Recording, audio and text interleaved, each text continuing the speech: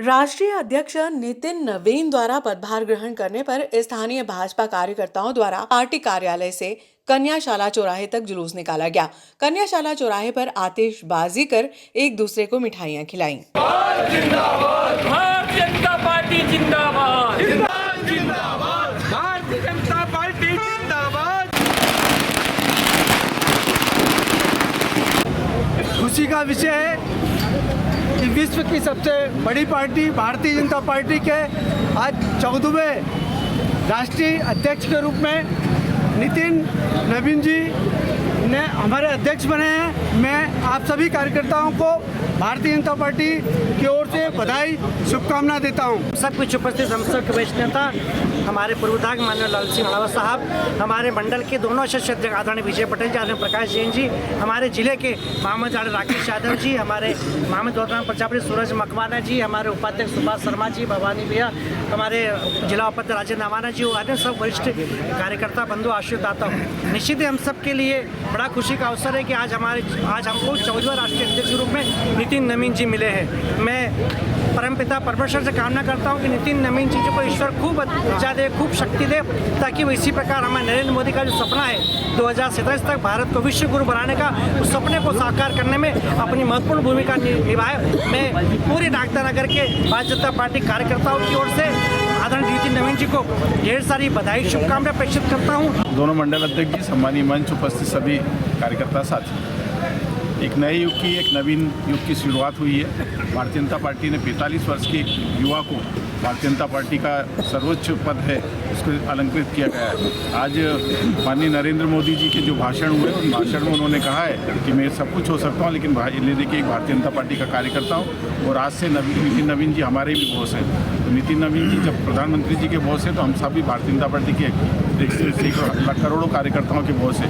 एक नए युग की शुरुआत हुई। आने वाले समय में और नई पीढ़ी को मौका मिलेगा, क्योंकि पार्टी चाहती है कि नए लोगों को मिले। अगर ये भी काम करेंगे तो आज 45 साल की उम्र है और नई पीढ़ी मिलेगी तो ये 75 साल तक काम करेंगे। जैसे आने वाले समय सभी जगह नए लोगों को मौका मिलेगा और नए लोग आगे बढ़े, हमारी यही अपेक्षा है। धन्यवाद। जय हिंद, जय भारत। पधारे हमारे दोनों मंडल अध्यक्ष महोदय, पधारे हुए सभी सम्मानीय जिले के और दोनों मंडलों के पदाधिकारीगण, सभी सम्मानीय पार्षद साथीगण, भैया और कार्यकर्ता बंधुओं, आज अपार खुशी है कि विश्व में सबसे ज़्यादा युवा अगर किसी देश में है तो वो भारत देश में है।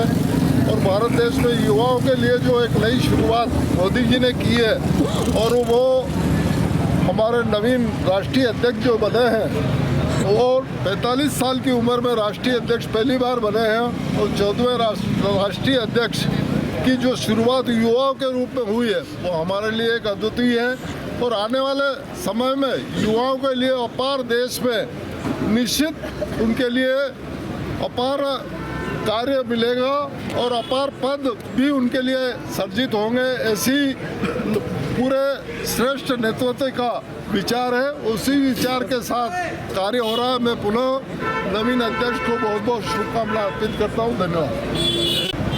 सब विश्व की सबसे बड़ी पार्टी भारतीय जनता पार्टी के एक नए ऊर्जावान नौजवान अध्यक्ष की घोषणा हुई और भारतीय जनता पार्टी में ही ये संभव है। यहाँ कोई परिवारवाद और जातिवाद नहीं चलता। आज हमारे नए जो अध्यक्ष बने हैं 45 साल के हैं और 14वें अध्यक्ष के रूप में आज उन्होंने यहाँ पे अपना पदभार ग्रहण किया है। मैं उनके कार्यकाल में निरंतर जिस तरह हमारे पूर्व अध्यक्षों के कार्यकाल में भारतीय जनता पार्टी ने जो ऊंचाइयां प्राप्त की और हमारे प्रधानमंत्री जी का जो सपना है 2047 में भारत विश्व गुरु बने, मैं पुनः पूरे मंडल की तरफ से, हमारे नौजवान कार्यकर्ताओं की तरफ से हमारे नए अध्यक्ष को बहुत बहुत बधाई देता हूं कि उनका कार्यकाल उज्जवल रहे और निरंतर भारतीय जनता पार्टी को ऊंचाइयों पर पहुंचाए। जय हिंद, जय भारत। हम सब के लिए आज शुभ अवसर है कि भारतीय जनता पार्टी के राष्ट्रीय अध्यक्ष के रूप में आदरणीय नितिन नवीन जी की ताजपोशी हुई है। मित्रों, मैं आप सबको बताना चाहता हूं कि ये एक बड़ा अंतर राजनीतिक दलों में आपको देखने को मिलेगा। दो बड़े अंतर जो हम सब महसूस करते हैं और जो राजनीति के क्षेत्र में काम करते हैं और राजनीति का विश्लेषण करते हैं, उनको इन अंतरों के बारे में जानकारी भी होना चाहिए। पहला ये कि अकेली दुनिया भर की सर्वश्रेष्ठ पार्टी, सर्वाधिक कार्यकर्ताओं की पार्टी भारतीय जनता पार्टी एकमात्र ऐसी पार्टी है जिसमें कोई भी कार्यकर्ता कभी भी किसी बड़ी जिम्मेदारी के रूप में आ सकता है।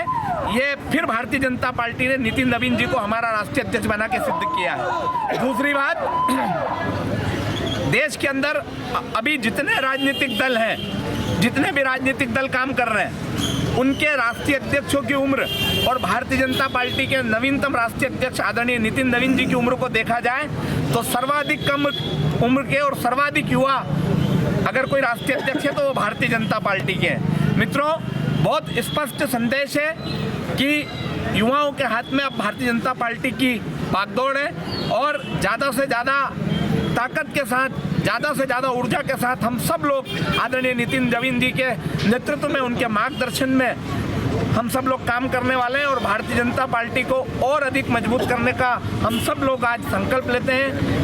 भारत माता की जय, वंदे मातरम। भारत माता की जय। भारतीय जनता पार्टी जिंदाबाद जिंदाबाद जिंदाबाद। विश्व की सबसे बड़ी पार्टी भारतीय जनता पार्टी, विश्व की सबसे ज़्यादा कार्यकर्ता आधारित पार्टी भारतीय जनता पार्टी और विश्व के सर्वमान्य नेता प्रधानमंत्री नरेंद्र मोदी जी एक युवा 45 वर्ष के राष्ट्रीय अध्यक्ष को कुर्सी पर बिठाते हुए कहते हैं कि आज से आप हमारे बॉस हैं। ये सिर्फ और सिर्फ भारतीय जनता पार्टी में ही संभव है, दूसरे अन्य दलों में आपको देखने को नहीं मिलेगा ये। और नितिन नवीन जी के बारे में बताना चाहूँगा कि 2006 में पहली बार विधायक बने और लगातार बिहार में 5 बार वो विधायक रहे, वो मंत्री भी रहे। अब पार्टी ने उन्हें नई जिम्मेदारी दी है राष्ट्रीय अध्यक्ष जी के रूप में। उनके नेतृत्व में हम बूथ स्तर तक पार्टी को मजबूत करने का काम करेंगे।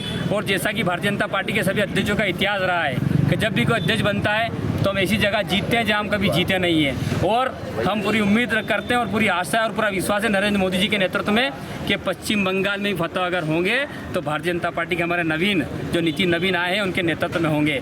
आज इस अवसर पर मैं वरिष्ठ नेतृत्व का और राष्ट्रीय नेतृत्व का भी बधाई देता हूँ, शुभकामनाएं देता हूँ। और हम सब ये उम्मीद करते हैं कि मोदी जी का जो संकल्प है 2047 का भारत का, विकसित भारत का, वो सब कार्यकर्ता आधारित पार्टी भारतीय जनता पार्टी की अगुवाई में पूरा होने वाला है। आज इस अवसर पर सभी युवा साथी अल्प सूचना पर पधारे, आप सबका बहुत बहुत धन्यवाद। जय हिंद, जय भारत, जय मध्य प्रदेश, भारत माता की जय। मेरी भारतीय जनता पार्टी के मेरे दोनों यशस्वी मंडल अध्यक्ष आदरणीय विजय पटेल जी, प्रकाश जैन जी और भारतीय जनता पार्टी के वरिष्ठतम नेता आदरणीय लाल सिंह राणावत साहब, परम सम्मानित मंच उपस्थित सभी युवा साथियों, निश्चित रूप से बड़ा उत्साह का, बड़ा उमंग का, आने वाले कल के सूरज का, आने वाले कल की चमक का दिन है। लोग समय समय पर भारतीय जनता पार्टी की व्याख्या अपने अपने हिसाब से करते रहे, हम सुनते रहे, लेकिन क्या है भारतीय जनता पार्टी? जिन्हें समझना है वो अब समझे। यह है भारतीय जनता पार्टी, जिस पार्टी की उम्र जितनी उतनी उम्र का राष्ट्रीय अध्यक्ष है। और बड़े गर्व से कहते हैं एकमात्र देश में ऐसा दल है जिसमें 7-8 राष्ट्रीय अध्यक्ष अभी जीवित हैं और एक साथ बैठ करके इस पार्टी को संचालित होते देखते, इसको फलीभूत होते देखते खुश होते हैं। आप सीखना चाहो तो सीखिए मुरली मनोहर जोशी जी, आडवाणी जी जैसे, जिन्होंने जीवन खपा दिया और आज पार्टी के लिए आज भी समर्पित है। वैसा ही युवा कार्यकर्ता जो पार्टी के लिए समर्पित रहा है। अनुभव और युवाओं का हमेशा समावेश जब से भाजपा बनी है, जनसंघ बना है, हमेशा रहा, होना भी चाहिए। जहाँ जोश हो वहाँ समझ भी साथ होनी चाहिए। इस सबको करते हुए ही हम आज इस स्थान पर पहुँचे। भारतीय जनता पार्टी देश का ऐसा मात्र राजनीतिक दल है जो कभी टूटा नहीं। कई बार कोशिश हुई छोटी मोटी, लेकिन जो कार्यकर्ता हमसे गया 2 दिन दूर नहीं रह पाया, चाहे कल्याण सिंह जी, उमा भारती जी, वापस हमारे परिवार में आए और पार्टी ने फिर से उन्होंने अपनी क्षमता के अनुसार काम करने का अवसर दिया। से है कि भारतीय जनता पार्टी 6 अप्रैल 1980 को भारतीय जनता पार्टी की स्थापना हुई थी। 2025 में 45 वर्ष का कार्यकाल भारतीय जनता पार्टी का रहा और भारतीय जनता पार्टी ने 2026 में 45 वर्ष के युवा हमारे राष्ट्रीय अध्यक्ष आदरणीय नितिन नवीन जी को नियुक्त किया है उसके लिए मैं आप सभी लोगों को बधाई एवं शुभकामना देता हूं। साथ ही आज के इस कार्यक्रम में आप सभी लोग पधारे हैं, उसके लिए मैं भाजपा बिरलाग्राम मंडल और मंडी मंडल की ओर से आप सभी का हृदय से धन्यवाद एवं आभार व्यक्त करता हूँ। जय हिंद, जय भारत। जिंदाबाद जिंदाबाद जिंदाबाद, भारतीय जनता पार्टी जिंदाबाद जिंदाबाद जिंदाबाद, नितिन नवीन जिंदाबाद जिंदाबाद जिंदाबाद, नितिन नवीन जिंदाबाद जिंदाबाद जिंदाबाद, नरेंद्र मोदी जिंदाबाद जिंदाबाद जिंदाबाद, नरेंद्र मोदी जिंदाबाद जिंदाबाद जिंदाबाद। भारत माता की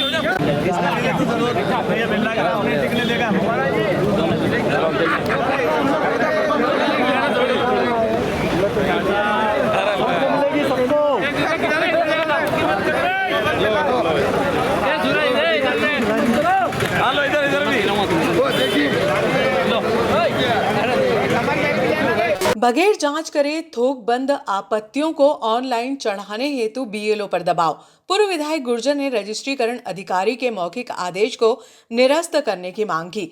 नागदा खासरोद विधानसभा क्षेत्र में 23 दिसंबर 2025 को प्रकाशित ड्राफ्ट मतदाता सूची पर वैध मतदाताओं के नाम काटने को लेकर पूर्व विधायक दिलीप सिंह गुर्जर ने रजिस्ट्रीकरण अधिकारी श्रीमती नेहा साहू को पत्र प्रेषित कर आरोप लगाया है कि वैध मतदाताओं के नाम काटने के उद्देश्य से प्रारूप 7 के अंतर्गत थोकबंद आपत्तियां दी गई हैं, जिनकी बिना निष्पक्ष जांच किए बीएलओ पर दबाव बनाकर उन्हें ऑनलाइन चुनाव आयोग की वेबसाइट पर अपलोड करने के मौखिक निर्देश देकर डराया धमकाया जा रहा है।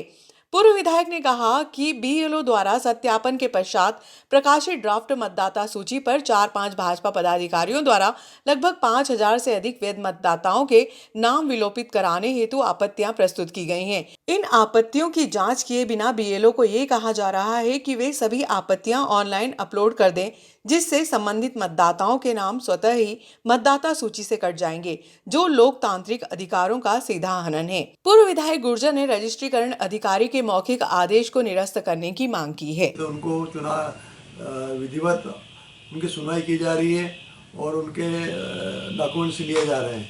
तो भारतीय जनता पार्टी के पदाधिकारी को नागदा क्षेत्र में जो वैध मतदाता है, जो बीएलओ भारतीय जनता पार्टी के और कांग्रेस के, वो दोनों ने मिलकर बीएलओ के साथ जाके घर जाके सत्यापन किया था।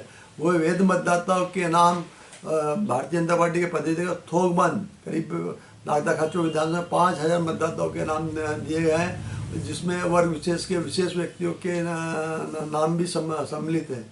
मेरा ये चुनाव आयोग से हमने शिकायत भी की, कलेक्टर से मिले हैं, एसडीएम नेहा साहू से भी मिले हैं, उनसे चर्चा भी करी है। हमारी यही मांग है, यदि फर्जी नाम में यदि जो शिकायत भारतीय जनता पार्टी के पदाधिकारी तो एक मुश्त दी जा रही है, यदि उसमें यदि जो शिकायत यदि सही पाई जाती है तो बीएलओ ने अपनी जो काम करना चाहिए वो सही तरीके से निकाला तो उनके खिलाफ एफआईआर दर्ज होना चाहिए। और यदि उनकी जो जो जो वर्तमान में शिकायत भारतीय जनता पार्टी के पदाधिकारी है, यदि उनकी शिकायत असत्य पाई जाती है तो चुनाव आयोग के निर्देश से उनके खिलाफ कानूनी कार्रवाई की जाएगी, जिसमें 1 साल की सजा का प्रावधान है।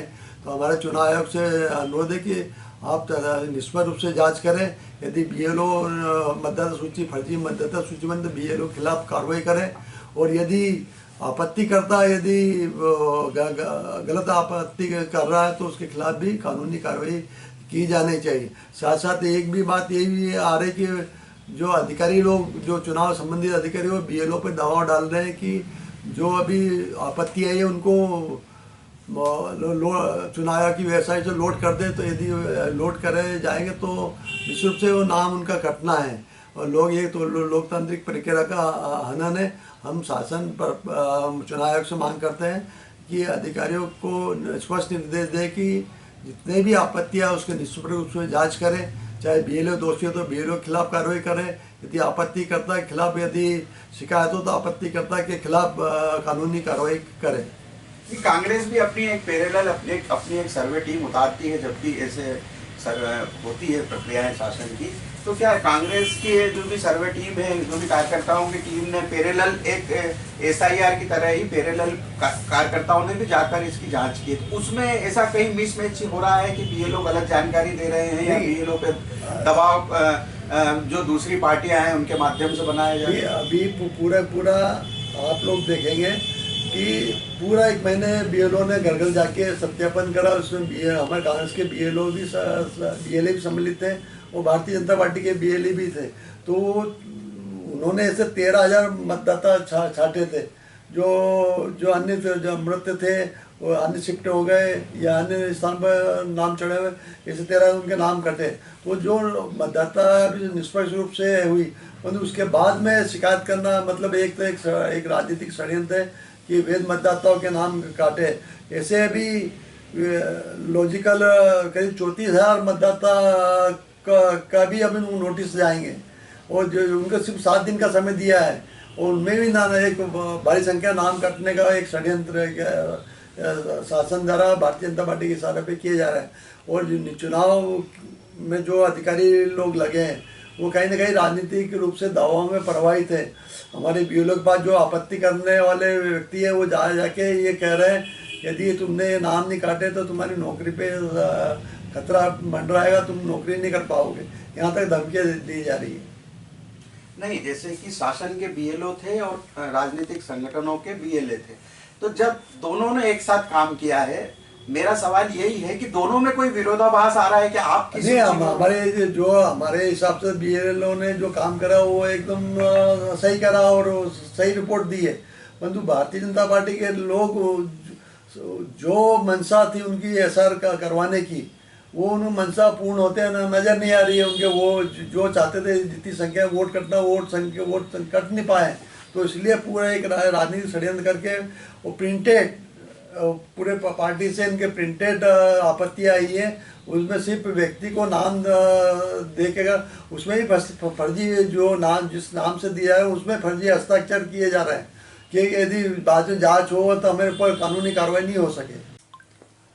साथ में मैं समस्त BLO को और चुनाव संबंधित अधिकारियों से ये निवेदन करना चाहता हूँ कि आप निष्पक्ष रूप से कार्रवाई करें। हम लगातार आपसे लिखित में पत्र व्यवहार करके कार्य कर रहे हैं। यदि इसके बावजूद भी आप राजनीतिक दबाव से वैध मतदाता को नाम काटें तो हमको हाईकोर्ट की शरण लेना पड़ेगी, जिसकी समझ जवाबदारी आप लोगों की होगी।